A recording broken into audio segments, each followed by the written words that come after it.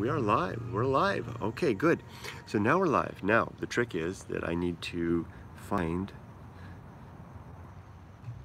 the video over here under my videos. I was just going to do that recursion thing again. Only if that was really cool. That was interesting. Only if I point at it. Oh, I think I can do it now from the phone, the computer. Hi, folks. If there's anybody shows up, this is just getting ready for the book reading. Let me bring this up and send out the link. I know I've watched Hiko and Victor do this kind of stuff before, where they get it started and then they send out the link, right? Let's see, share. Let's see. Oh, here, you can do it like that. You can share on Facebook. Here, just copy the link. Let's see what happens if I do that. And then go over here. Okay. So consider this the pre-show warm-up, so to speak. Let's see, place that in.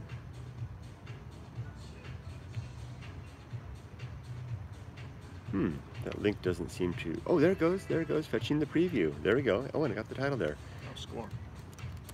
Okay. My first book reading is live now. Come on over and listen to the opening section of the first chapter. Okay, that's good enough. Hi, I see there's somebody there. Hi. Be there in just a sec. Okay. Okay. Let's see now. If I got that, let's share that there. Well, let's share elsewhere too. Let's go back over here. I'm just sending out the link. Those of you who are on the thingy. Oh, did I just shut it down or did I not? Hold on. There it is. There it is. Okay, now let's do Twitter. This is actually pretty easy. Book reading, going alone, tweet. There, let's go. We have 5 more minutes to go before we're ready. So we're getting this, Trevor, we're getting this stuff all done early. This is coming out good. Let's send it to Google Plus now. I don't know if that's... Hey. If you'd waited any longer, none of this would have gone properly. Of course. Or if I tried to start sooner, right? Mm-hmm. Maybe, hopefully I just got the sweet spot. Let's see. I'm going to do what if I click on the Facebook button, these fast sharing. Oh, I like that much better. Look at that. It's actually got the picture. Let's share that. And you can just post over here, and then we'll delete the other one. Let's see. Oh, wait a minute. There it is. It is the same. So now we're going to have doubles.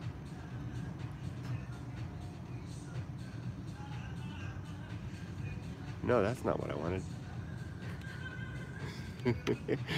Hold on. There we go. There we go. And there it is twice. Let's get rid of the new one. Delete. Okay, so I'm learning. So you fire up the interface, then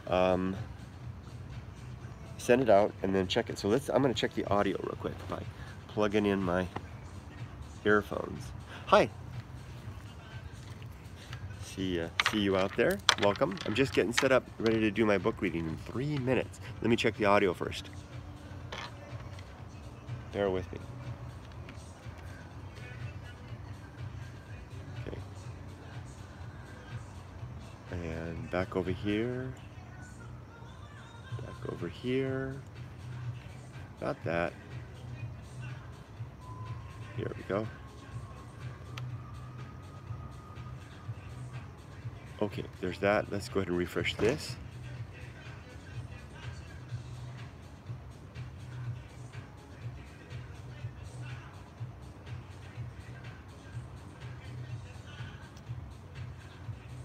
Somebody's dressed like he just came in. Well, that quality is actually pretty good. Yeah. Let's see what the lag is like. 5, 2, 3, 4, 5. About 7 or 8 second lag.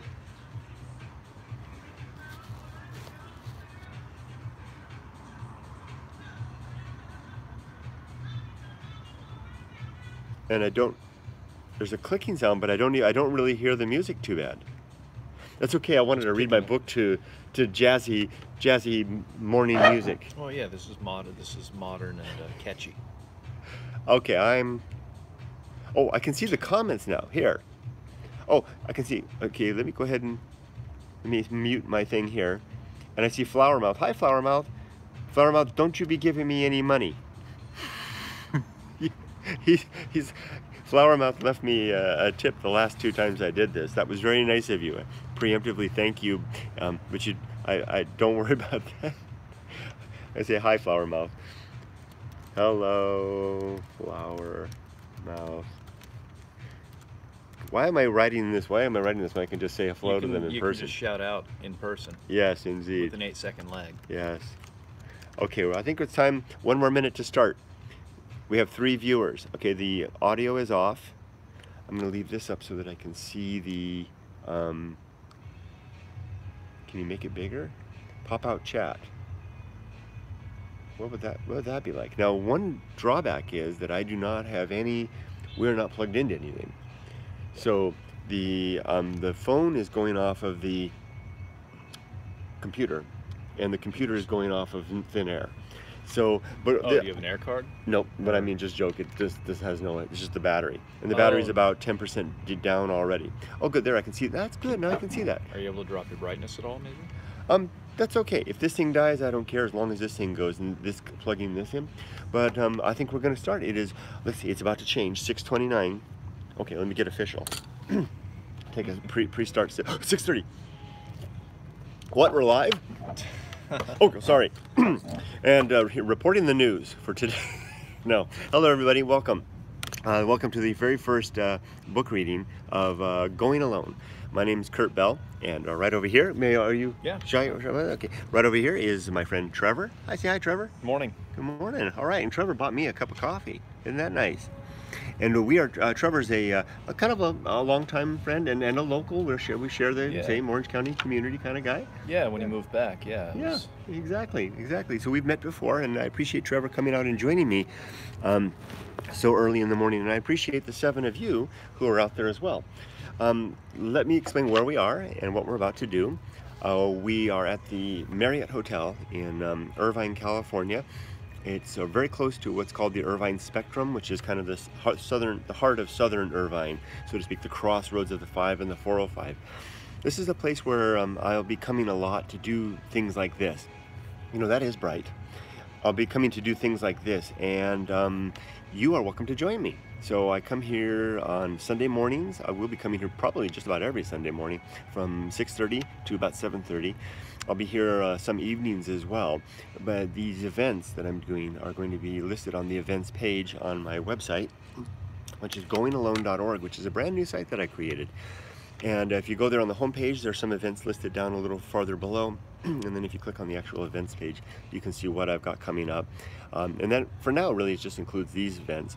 But there's also a countdown timer on the site to my return to Siberia. I go to Siberia Ghost Town every 2 weeks on a Thursday after work, and then I stay through Friday and have to be back on Friday night for work on Saturday morning. So it's basically a 24-hour event at a ghost town, and I have a lot that I do. It's becoming more of a working event. I go out there and I write a chapter of the new book, and I'm going to be doing some special video. I usually do a video called a Good Life video while I'm out there, and then I'm starting to do some other actual proper book readings out there. So let's get into the heart of it all.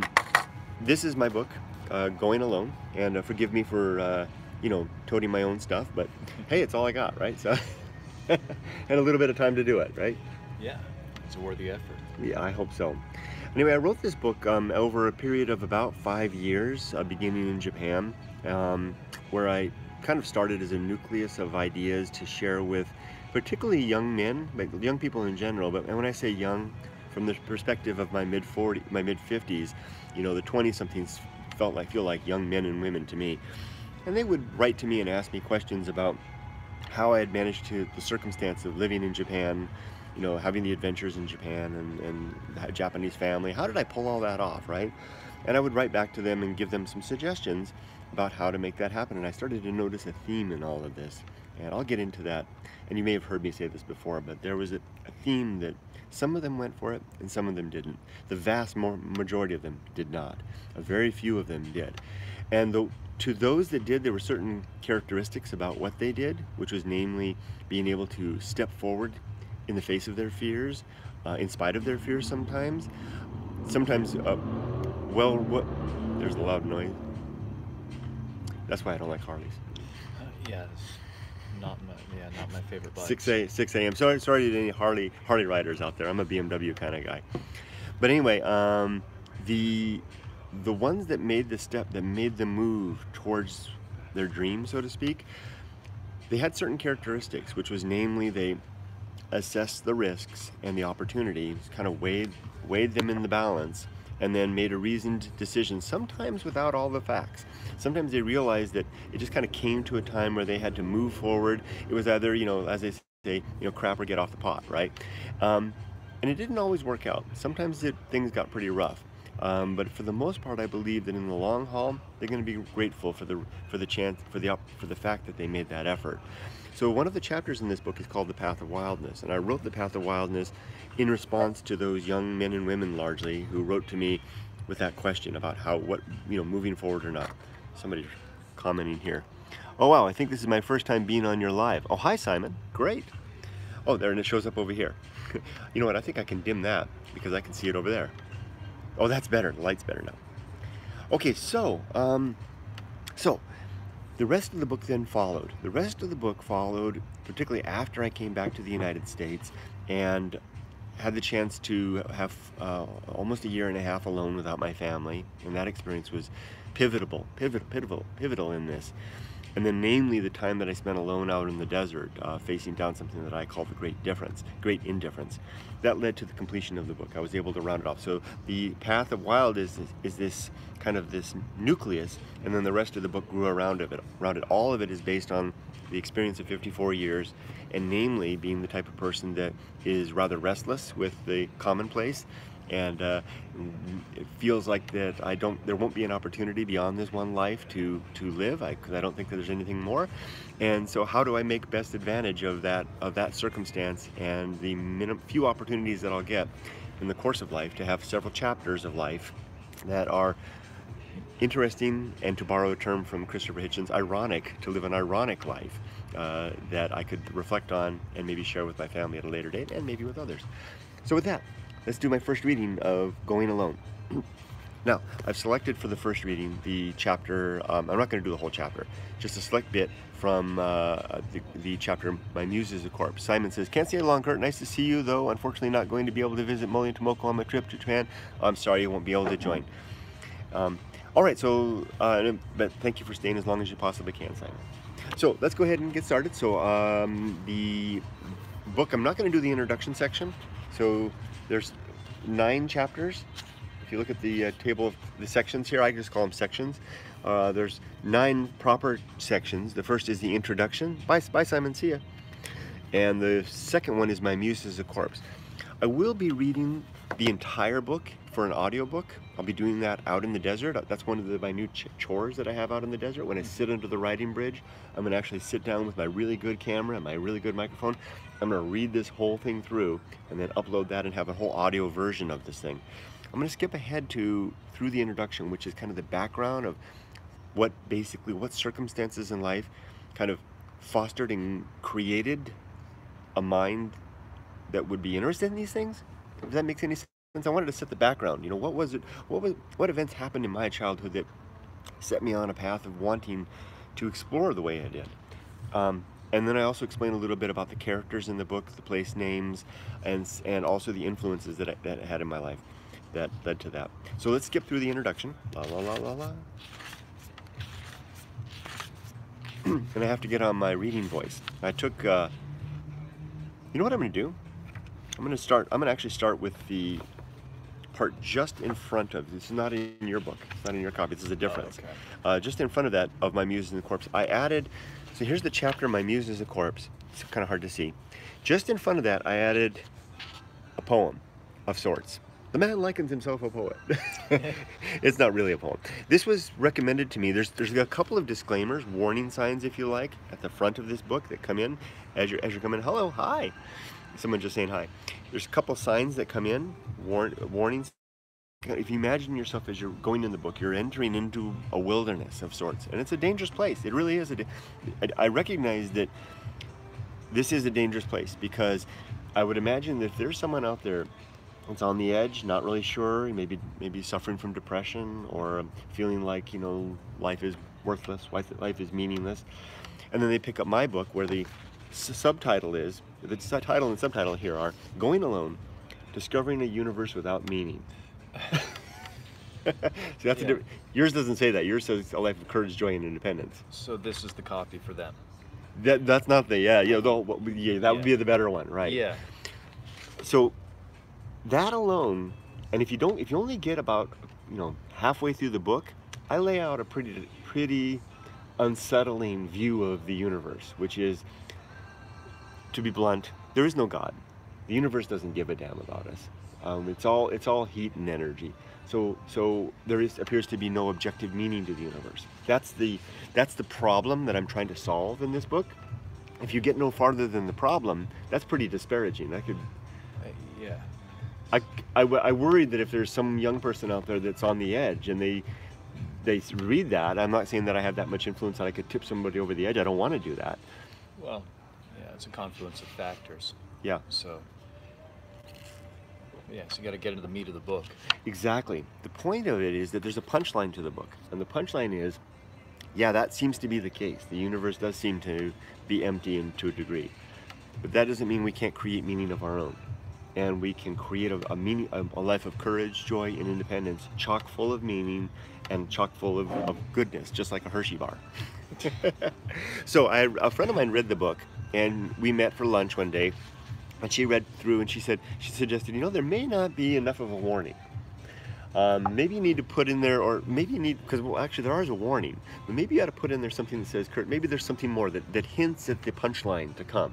That's what you were getting at. Yeah. Okay. That's what I'm getting. So I added this poem here it's just after the introduction, which is innocuous. Universe is real, I agree, your opinion. Oh, awesome.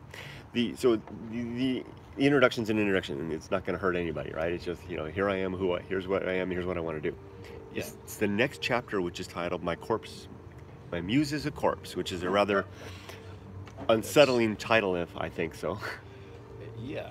A bit cryptic. It is a bit cryptic, and I really struggled with that title, using that title. I didn't want to use it, but then in the end I realized it was the right title.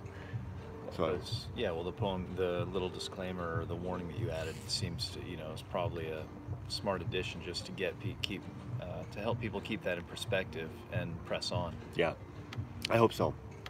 So let me just go ahead and get into it then. So I'm going to go ahead and read the poem first, and I may not get very far with this. Oh, and I do have a hard stop at the bottom of the hour at 7:30.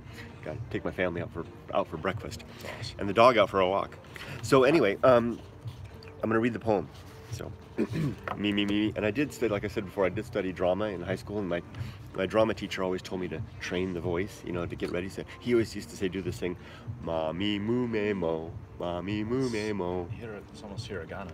It is. Yeah. So, mami mu me. So hiragana. I'm thinking Buddhist reciting hiragana. A I U E O kakiku keiko sasisu seiso. Never. Yep.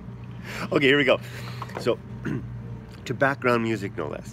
So here it is, and you can see the way I laid it out. It's kind of this center justified, and here we go. So imagine you've just finished reading the introduction to the book. You got the background of who I am and what my motive is here. You turn the page. Let's begin. There's a wilderness behind this page. It's someplace invisible to some, evident to others, beautiful to a few, and perhaps deadly to anyone who can't find their way back. I've left some signs within to a way out. It isn't easy, but then what's worthwhile rarely is. I did not write this book to lure you to death, but to show you a way to life, the way I found, a way which works. No magic is necessary, no faith, no trust, just courage and resolve, and a will to live. So turn the page now if you're curious. Come alone to a very real place. Leave your treasure behind. and then I changed this last line. Mm-hmm. It says here, it says, "You won't need it again." And then I realized I didn't want that. That's pretty morbid. I didn't want it to say, "Leave your treasure behind, you won't need it again," and I changed it. It's in the electronic version, so I actually scratched that out when I got the copy, but I gave that copy out to someone yesterday, which got the scratches on it. So I can't remember how that actually ends, but I didn't want to say, "Leave your treasure behind, you won't need it again," because you will need it again. It's not. I mean, it's not like, like in the Bible it says, leave all behind, forget father, mother, and the like, and follow me. Well, forget and have no regard for thrift or anything like that. Which Jesus had a particular meaning on that. What I'm trying to say is that you will need your treasure in the future, but it is not during the course of what you're going through this book. Leave it behind, because there's something more I want to show you. Fair enough. So hopefully that is kind of, again, it's kind of cryptic. I never quite get to the point in my writing, but hopefully it gives you a sense that come with me to enter a wilderness where I want to show you something that I found. But be wary, because it may be hard to find your way back. And if you don't, there's a very real risk that you can become lost and die in there. I mean, I've seen it happen. Literally watched it happen. More about that another time. Okay, so let's begin. Let's continue on. My muse is a corpse. Sounds like I've got my speaking voice warmed up. Well, you know what? That was a good exercise you did. Oh, thank you. Worthwhile. All right, good. Yeah, I remember that in the future. I'm gonna have to chant hiragana. Chanting hiragana. That sounds like a good title for a book, wouldn't it be? Yeah, you could go anywhere with that. You could literally go anywhere. It could be a travel book, a very compelling title. Searching for books about Japan, chanting hiragana. What the hell? Yeah, it sounds like the Yamabushi. Yeah, it does. The mountain warriors. The mountain ascetics or whatever. Yeah, that's right. Oh, Ayueo. Yeah. Kaki kuke ko, and sometimes Oh yeah, I have a hard time keeping them straight. I'm so glad you joined me. All right, good. So here we go. Now, I'm not going to read a lot. I'm going to read My Muse is the Corpse. I'm going to read it from the title to the subtitle. I open all my chapters. My wife, who is really love you, waifu, your wife. Oh, I thought you said your Wi-Fi at first. Your waifu, cool. Say hi to her. All the chapters except the last one have a poem, and if you read the book, you'll notice that the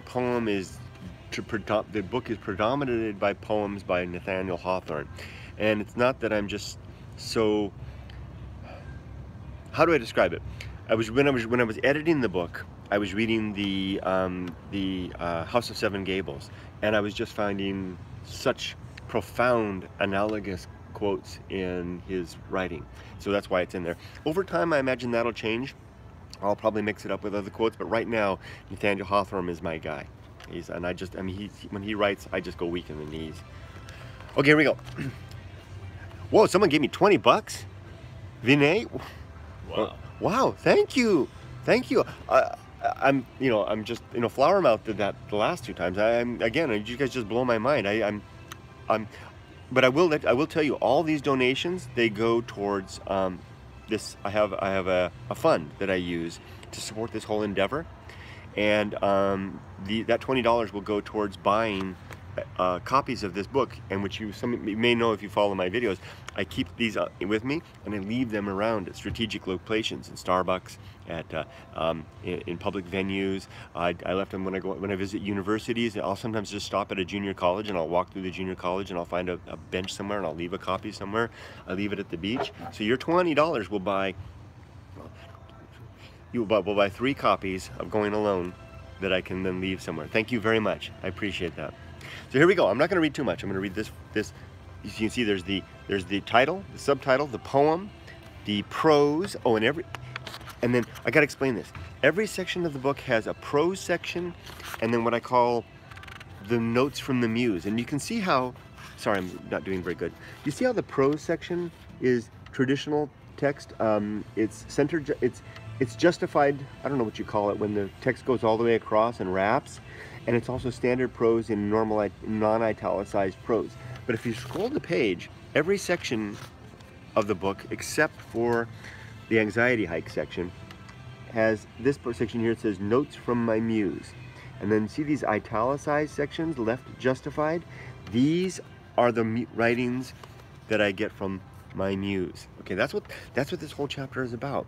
Because out in the desert, I came to discover something that had been speaking to me for decades, which I call my muse.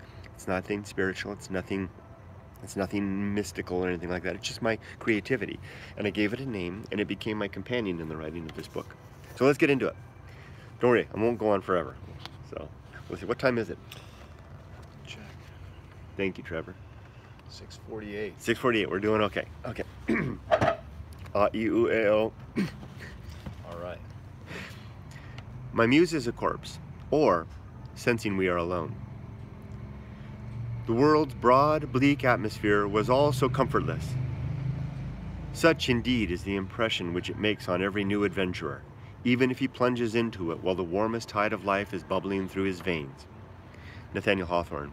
Beautiful poem. He's describing how even the young, broad, new adventurer, that's what I want to do. I want to read and talk about it a little bit. New adventurer out into the world senses something's missing. He says the world's broad, bleak atmosphere was all so comfortless. Emerson writes about this as well in Self-Reliance, about how you can travel throughout the world, and Emerson calls it his giant. His giant follows him wherever he goes. That sense of missing, that sense of longing, that sense of emptiness that's out there. Some turn to religion to fill that. I'm suggesting another path, and Nathaniel Hawthorne is speaking to that exactly. This first section of my book chronicles the 3-week experience of having my desert inspiration follow me home to the city. I had no idea how long this muse would stay, though I'm glad I could record a little of what it had to say. This experience began on March 4th, 2017, and was complete on March 23rd. I've enjoyed a long relationship with my muse, which tends to arrive suddenly, urgently demanding I record my thoughts before she withdraws and leaves me with nothing more of substance to think or say. I first met my muse in my early 20s, while living alone for several years on an empty stretch of beach in Northern California. The muse would meet me sometimes at night while I walked alone along Moonstone Beach just south of Trinidad, watching the sea glide up and back across the gentle shore slope, expiring in shallow, sweeping wet sheets, the last energies of powerful waves, crashing loudly in the distant dark.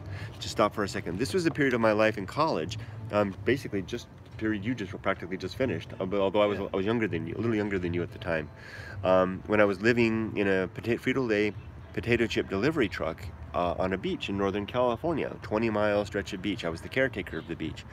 Literally had that beach to myself. Sometimes at high tide the water would come under the truck. I'd have to start up the engine and move it up the hill. It was quite an experience. I lived there for almost 5 years, and I would walk at night, and it was to about 12 miles from Arcata, California, where the university was, and I would get up in my beat up old Camaro, and every day I'd drive up the dirt road and down to the city, go to school, and then come back. But in the evening, in the night, I had the place to myself, and during the day, mostly, I had the place to myself. And I had a 20-mile stretch of beach all alone, and I would walk in the night through every season. And this is a great, how those Northern California shorelines are, there's great crashing waves and long, the waves would just go and marching far out to sea. They were crashing so far out, giant waves.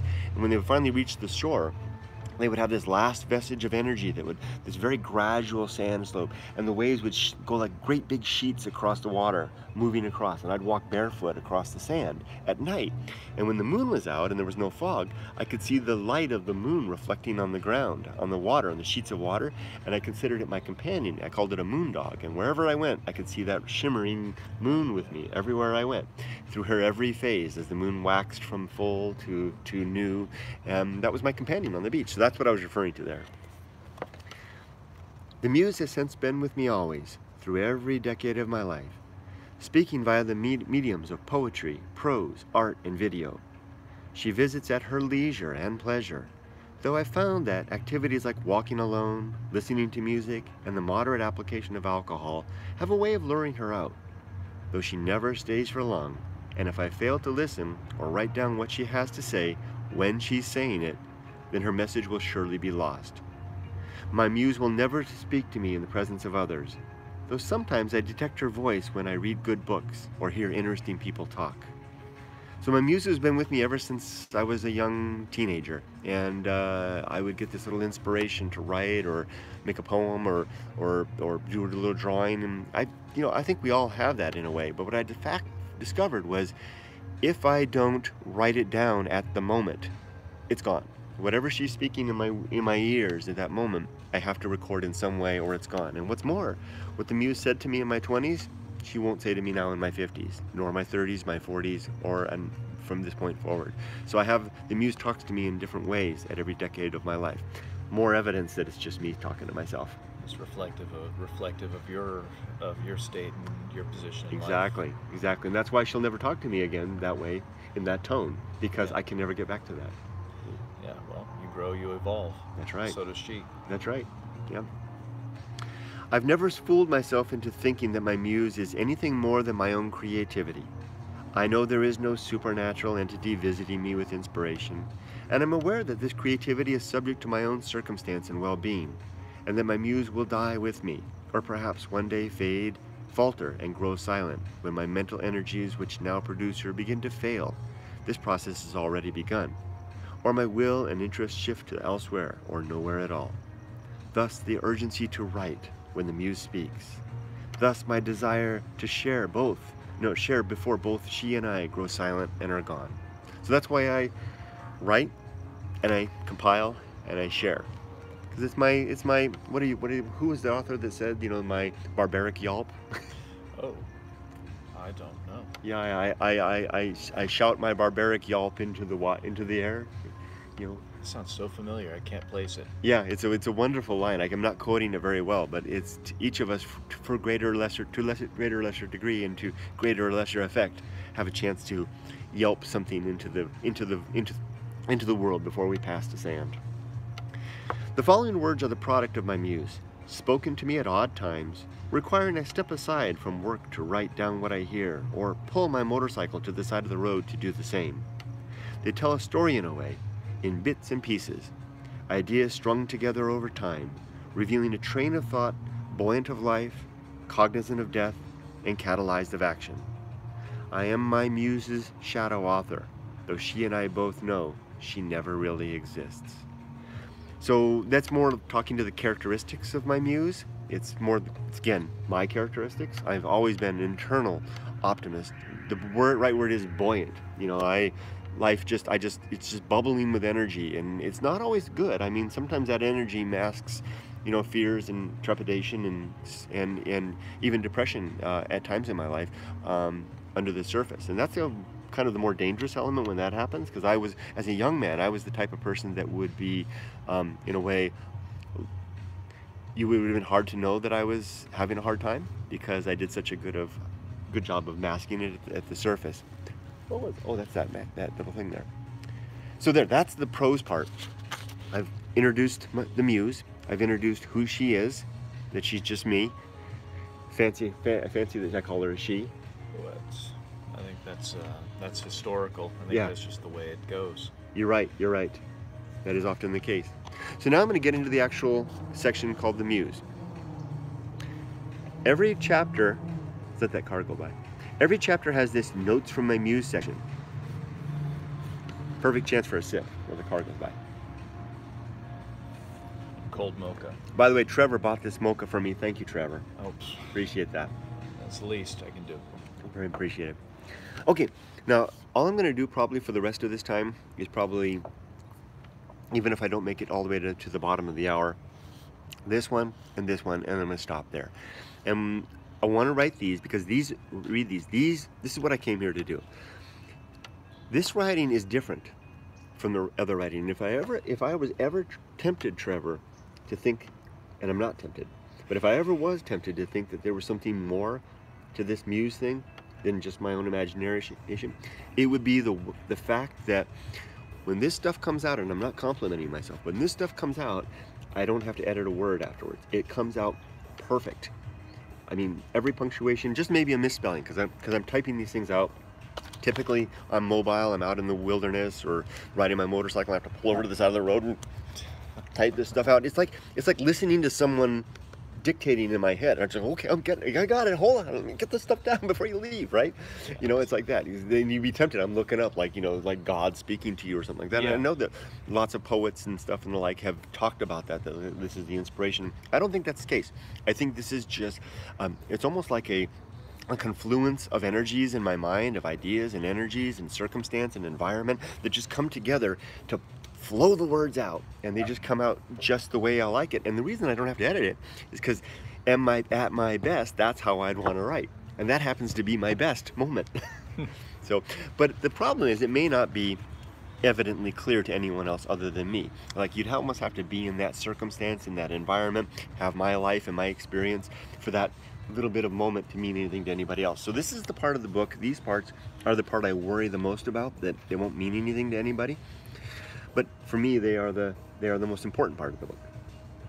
So let me, verses, this other stuff over here, this prose, constant revision. I write it out, I will go back, and the book I gave yesterday to a young man who I met, every time I have a new copy, I'll write over here in the corner the number of times that I've read the book to go through and edit it. It was on 23. Reika says, "Hi Sato, I've been watching your videos for 8 years now. Your walking in Japan videos are the first ones that I watched. I still watch you today. Yay, thank you. I know it's nothing like Japan anymore." I appreciate that, Reika. So it's on 23. So that means that I have to read through this thing over and over to refine the language, to get the grammar just right. You know, and so, but I skip over the muse sections because I've read them after like 5 times and not making any changes. I realize those things are done. So here we go.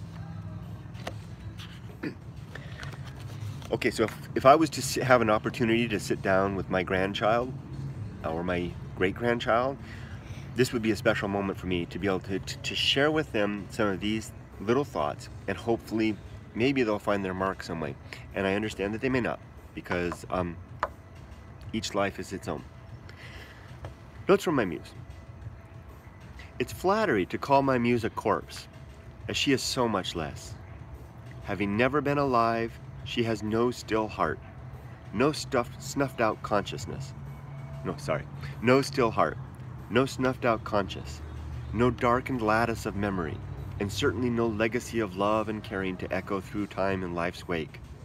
I call her dead by means of convenience, to call attention to what she has not, to highlight how far she is removed from the dearest possessions of life, and to enshrine her grave indifference with the startling, fearful aspects of what cannot possibly love, and has more in common with sand than the buoyant, striving, animate community of life. In this way, I'm trying to, in this passage, short little passage, I'm trying to impart what it might I mean by calling my muse a corpse, and that calling her corpse is actually flattery because she was never alive. And at least if you call something a corpse, that indicates that it once had a life that we can honor and recognize, right? But you wouldn't give that honor to a stone. No, definitely not. Right. And so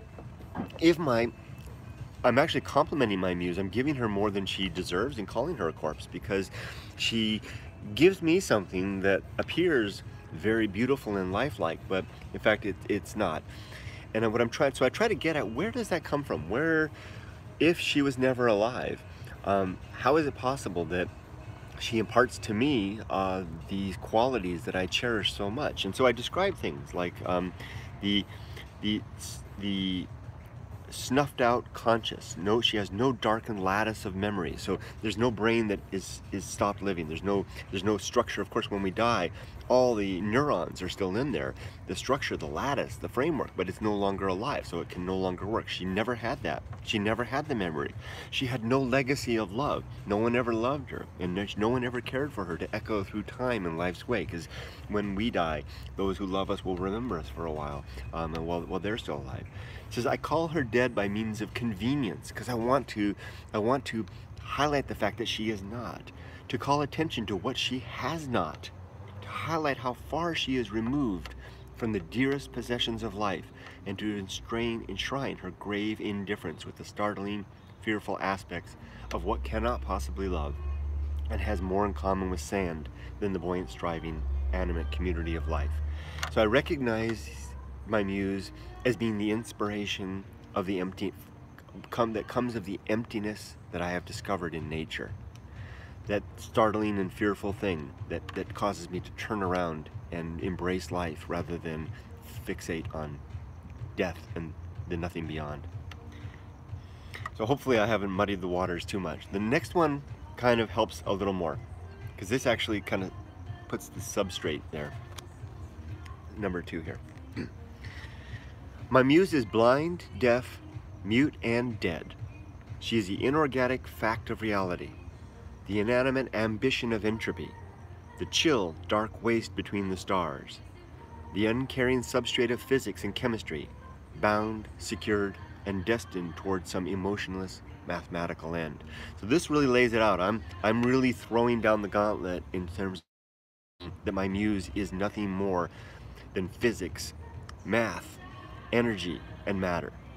Just go over that real quick. She's the inorganic fact of reality. So later in the book, I talk about these things called the agency and the great indifference. Agency is anything that's alive. You and I are agents, of course. Anything that's alive is an agent. There's sentient agents that are able to think and comprehend the world. And then there's everything else. If you subtract out all the life, what you're left with is the inorganic substrate and substance of the universe, which composes of matter and energy.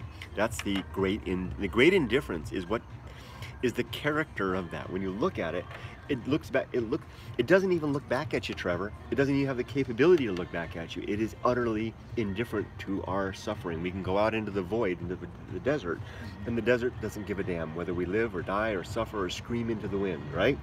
Yeah. That awful fact is what I call the great indifference.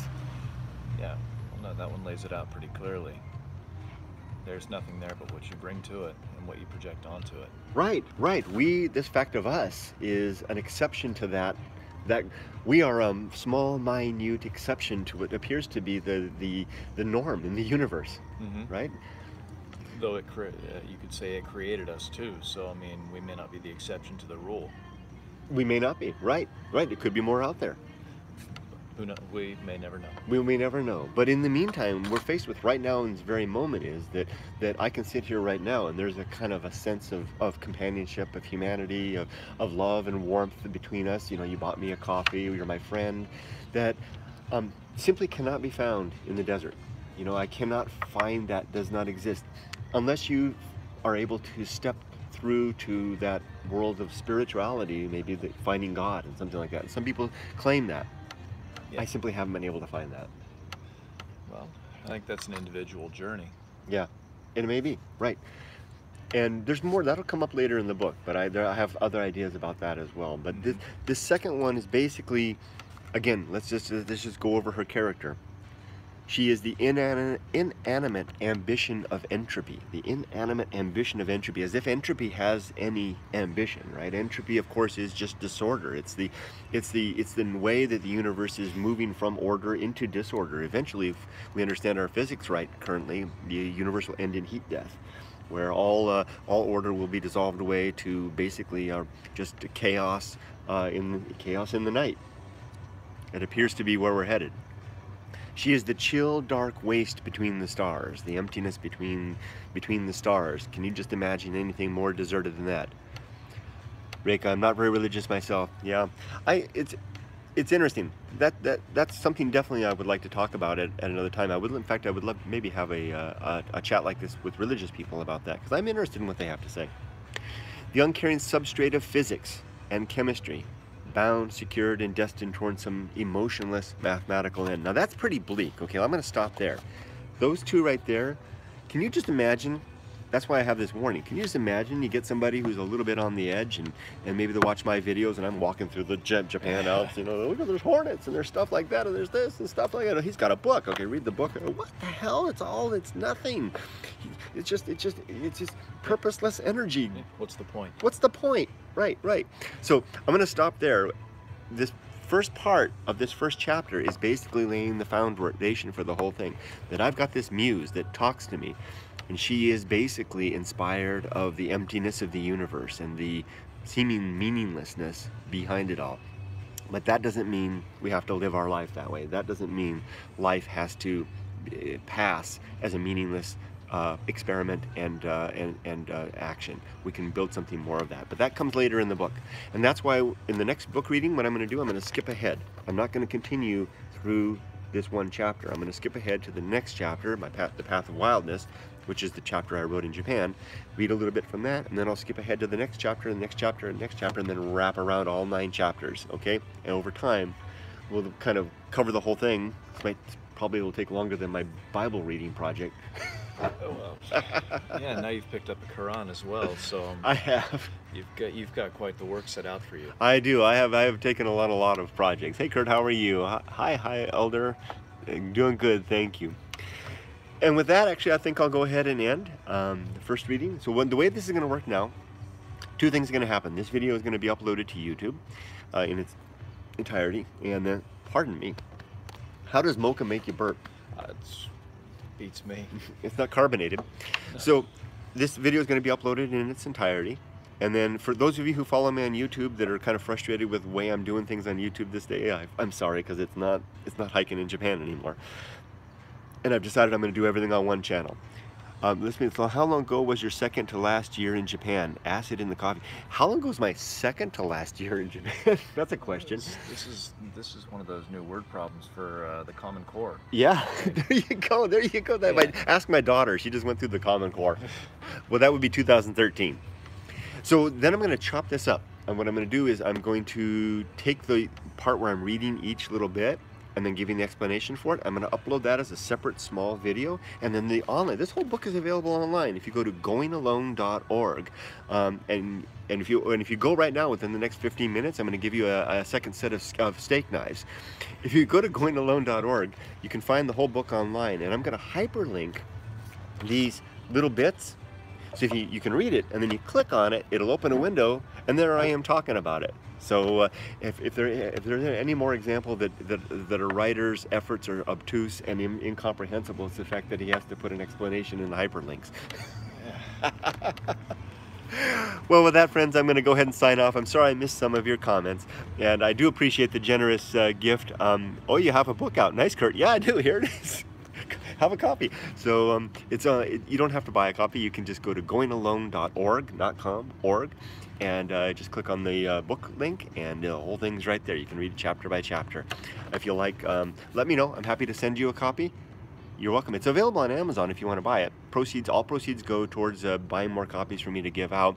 I don't actually make any money at all on the sales, except for the e-version. I make about $1 on the e-version, and if you buy the electronic version. But if you buy the hard copy version, but if you want a copy, just send me an email at, this is a new email address, softypapa@goingalone.org. That's softypapa@goingalone.org. Let me know you want a copy, and I'll send you a signed copy. Okay? It might take a while. I have a kind of a long list, and I send them off at work during my lunch break. I can usually get 1 or 2 out, and then what happens is I make changes to the book. I don't want to send those out, right? So I wait for the next one to come out. That's why it's taking. Some of these people have been waiting for like 9 months. So it's coming. I'm getting there. Well, I think that's it. So this effort is off. Love a copy. Okay, Reka, send me that email. softypapa@goingalone.org, not com. All right. I think, have we covered enough? Yeah, I think that was a good bite-sized snippet that's digestible. Digestible, that's right. So. Hopefully it won't give anybody indigestion. Well, thank you all for joining me. I can't read the comments when they come up. Hey, 9 months is a food length for BS Fists of Life. Have a great one. Thank you very much. You all have a wonderful Sunday, or if it's Monday, if you're overseas in Japan and the like. Look, the sun's coming up. I think it's time for us to start our day. It's a very good way to start the day. That's right. All right, I gotta go buy a Halloween costume. We're having a Halloween. I'm part of the Halloween committee at work, so we all have to wear costumes. You got any suggestions? Oh boy, that one's. I'd have to think about that one. But there are a lot of things you should not do. Yeah. You know, in the work culture. Yeah. So that list may be longer. Yeah. I was thinking about being a hiker. This would be the easy one because I can just use my hiking stuff. And bringing my rock hammer, but I'm sure HR would have something to say about me bringing in a rock hammer. Just paint the tip orange. There. Oh, there. Yeah, safety. There you go. All right, Master Chef from Halo. I don't play games. I don't know what that is, but that sounds interesting. I'll probably be a witch.